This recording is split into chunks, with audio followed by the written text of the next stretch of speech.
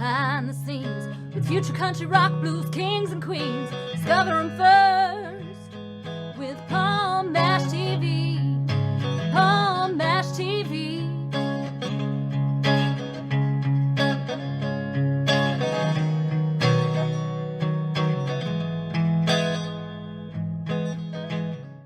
Well, hello there. It's Palm Mash TV time again. Thank you so much for joining us.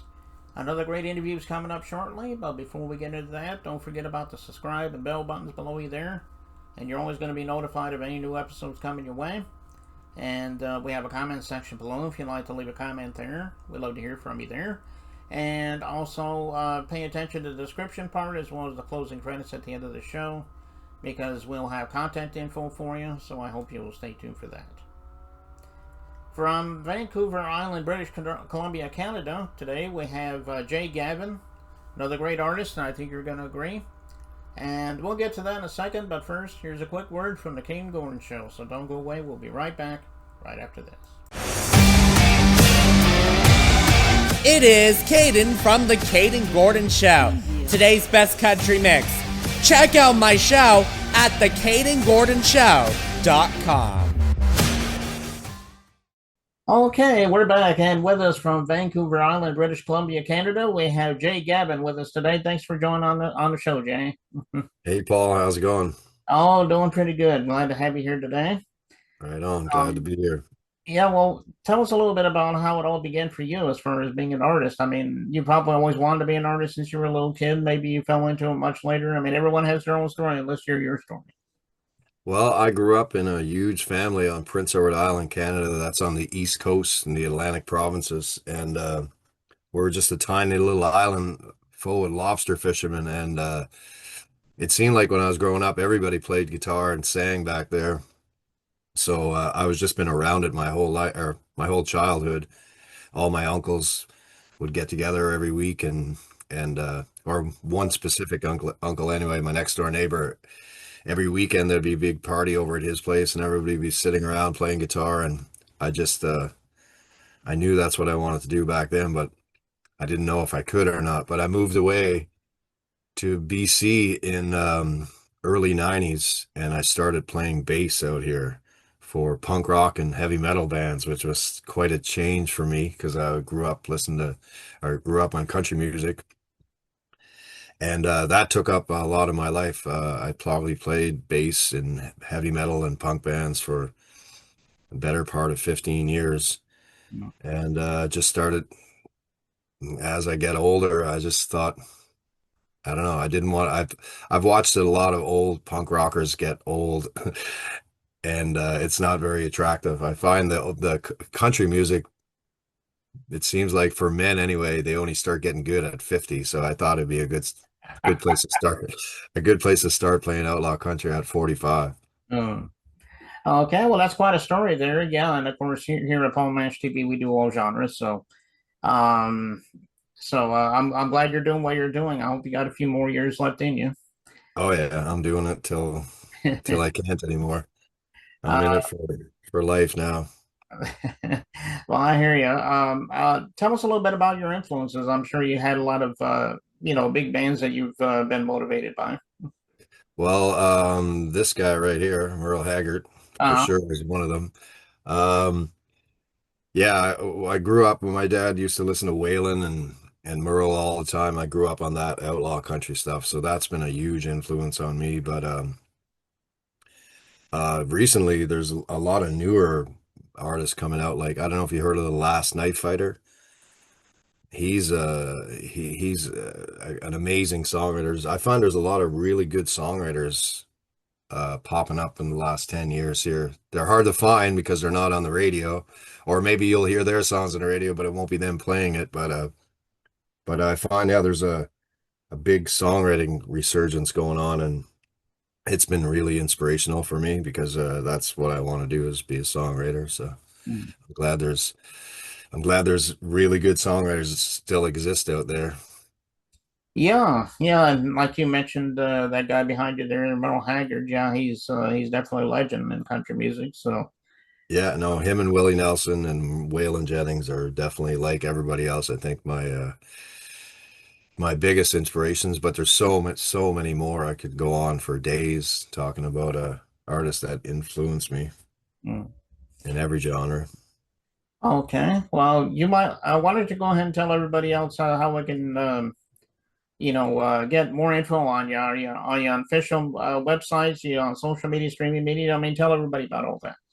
Yeah, I'm on there. I'm not as active as I'd like to be or was, because yeah, my age, I just missed that whole computer, especially the social media thing. It's really hard for me, and it's a lot of work for me. Where I see a lot of people, it's just second nature. A lot of, especially younger people. But J Gavin Music is straight across the board and everything. Instagram, J Gavin Music on Facebook. My website's J Gavin Music, so it's pretty easy to find. And I got on Spotify, I don't know, there's 5 albums on there, I think, right now, maybe. But there's lots of music to check out there if anybody wants to check out. Same as a YouTube page is J Gavin Music as well. Um, and yeah, there's lots of stuff out there. And yeah, I wish I was more active on the social media, but it's really hard for me. It's yeah, maybe someday I'll get it, but I don't know. I'm probably too old for it now.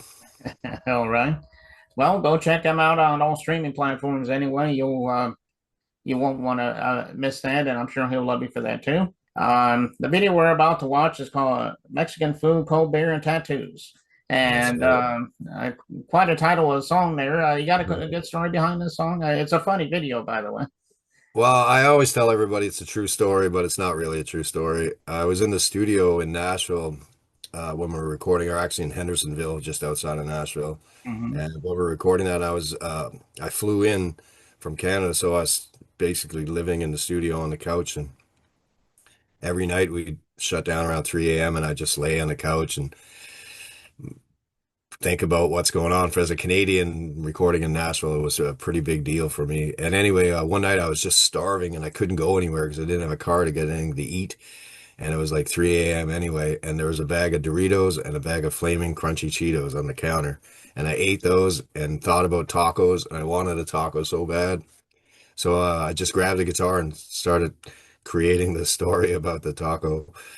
And when we did that video, you'll see in the video, I'm getting a tattoo in the video.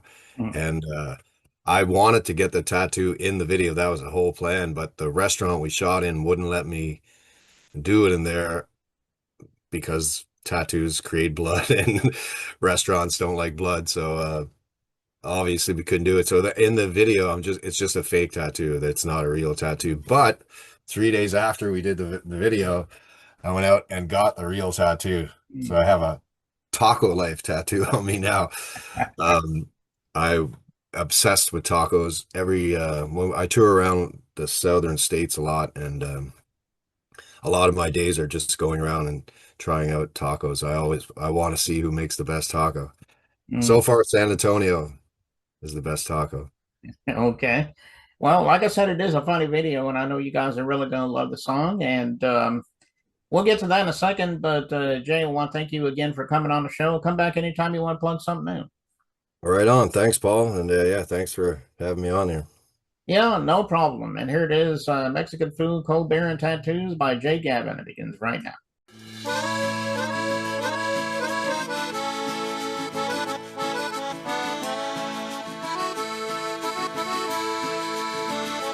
I was 80 miles from Reno in a broke down El Camino, and I never thought I'd ever eat again. I was thinking about Doritos, flaming crunchy Cheetos, anything to keep me from stoving in. With my sorrows in my pocket, I locked the car and started walking, and I didn't get too far before I came to a place called Los Burritos Grill on the wilder side of Nowheresville, with the big old flashing neon sign that said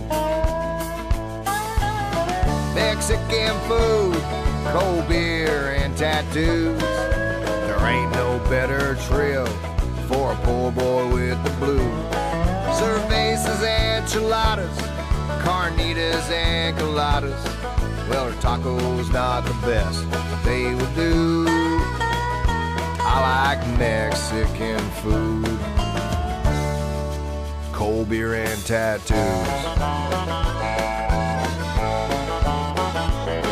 Well, the lady at the counter asked if I was from around here. Well, I said, no ma'am, I'm just passing through. I told her I was hungry and my luck been kind of funny. She offered me beer and a tattoo. I ordered up some nachos, bought a round for all the vatos, and I think I seen salvation look my way. I ain't saying I'm a holy man, but I tried her guacamole and now I help her make it every day. Mexican food, cold beer and tattoos. There ain't no better trip for a poor boy with the blues. Cervezas, enchiladas, carnitas and coladas. Well, her taco's not the best, but it'll do. I like Mexican food, cold beer and tattoos. Now we're both behind the counter, my tattooed arms around her, and we don't have to beg, steal and plead. I never made it up to Reno, and I sold at El Camino. Now all I got is everything I need. Well, her menu ain't that pricey, and she likes to keep things spicy, and I think I see salvation look my way. I know I ain't no holy man, but I love her guacamole, and I still help her make it every day. Mexican food, cold beer and tattoos. There ain't no better trail for a poor boy with the blues. Cervezas, enchiladas, carnitas and coladas. Well, her taco's not the best, but it'll do. I like Mexican food, cold beer and tattoos.